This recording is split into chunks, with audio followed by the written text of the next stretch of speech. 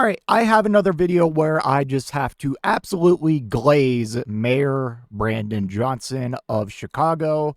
We just covered this the other day, but I wanted to provide an update.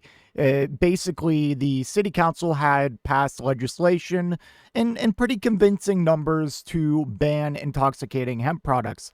Now, I believe it was at least negotiated, or at least from Mayor Brandon Johnson's pushback, they carved out an exception for hemp beverages.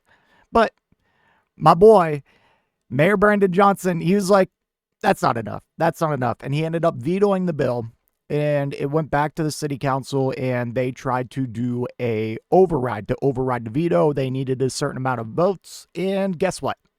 They didn't get it. And that is awesome. It's nice to see a governor who is not only progressive, but also very uncompromising in what they want in their values. I mentioned this back in the first video, but he just did an interview with Hassan Piker. I highly recommend you check out that interview if you weren't really familiar with Brandon Johnson, like I previously was. Now that he's on my radar, I have to glaze him every now and then. He is doing an amazing job. All right, so the vote followed a heated debate over whether the mayor's veto would leave children at risk. Without a new ordinance establishing guide rails, including a ban on sales to those under 21, the products will remain unregulated. So, all right. Now, the intoxicating hemp bill, whatever ban, it also included hemp products can't be sold to like people under the age of 21. But like if you're banning all intoxicating hemp products, it's like, okay, but so that is one thing that's not in it. And you'll see here in a second that Mayor Johnson, he realizes that and acknowledges that. But like if you were to present me with just free hemp or no free hemp, or sorry, free hemp, but there isn't no official age gate versus no, and why am I saying free hemp? I'm like stuck in like free healthcare, free college, free socialism, free. I don't even know where I was going now. Jesus, maybe they should ban hemp. Jesus Christ. If I was presented with an option of having hemp legal versus with no age gate versus just no hemp and no intoxicating hemp legal at all, I'm gonna pick the legal hemp without the age gate. I'm sorry, but this has kind of regulated itself. I don't know of any vendors or anyone who is selling these products to anyone under the age of 21. At least definitely not over the age or under the age of 18. Now, there are definitely probably some sketchy local shops that may do that, but like I have a feeling that they are going to just do that either way if they haven't like self-regulated themselves. But at the end of the day, if you want to pass a bill age gating this to 21 and older, 18 and older, that's fine. That is 100% fine.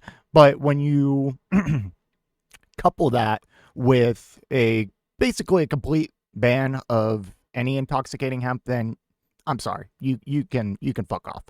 So there were only 26 votes to override the veto, well short of the 2/3 majority or 34 votes required. The city council approved the hemp ban in a 32-16 vote. So they had 32 people vote to ban it, and they couldn't even get that many to try and vote to override the veto. Not that it would have mattered anyways, because they need 36, not 32, but it's just a little funny.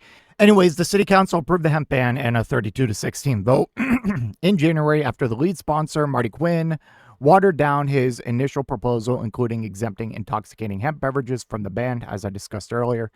I want to be clear. I share the concerns raised, and this is a quote from Brandon Johnson. I want to be clear. I share the concerns raised about intoxicating hemp products, especially when it comes to packaging that may appeal to children or sales practices that lack proper safeguards. We must have strict age verification, responsible labeling, and clear enforcement standards. There must be zero tolerance for businesses that market or sell these products to minors, Johnson said in a statement last week. And that is the most common sense position that you can have.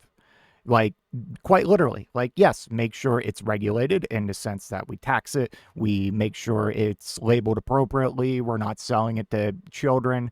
That is common sense. Anything further than that, you're losing me. You're losing me. You're just banning it at that point. The attempt to override the veto was not led by Quinn, who conceded to Cranes last week that he did not have the 34 votes to required. Instead, frequent Johnson critic Anthony Beale made the unsuccessful motion. I worked that roll call as hard as any roll call I've ever worked. And I put a lot of time and effort into it. And I was concluded from my activity that my low number was 28, my high was 32, and it hasn't changed. I'm sorry, these statements just really kind of brick my brain in a way, and it just really mask off, shows you what, like, I understand this is just like a city council person, but this kind of goes to show you like the priorities of these types of politicians that are in much higher positions of power, where it's like, I work so hard. I'm more than any other bill or vote. Like, I have never worked so hard on this bill. And what's the bill? Banning intoxicating hemp products. Like, wow, thanks. You're really improving the material conditions of people in your district. Like, no, like you would think when you say like, oh, I put my life into this, I put my sweat, blood, and tears into this, it'd be like something to reform healthcare.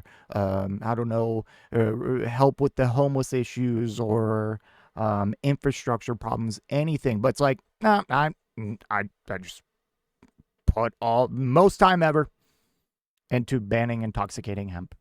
Like, just resign. Just resign. You obviously don't have the best interests of the American people in mind. So, respectfully, or not so respectfully, resign. Let's see. Quinn has already banned the product in his Southwest Side ward and predicted other local bans would materialize. Those bans will not be affected by Johnson's veto.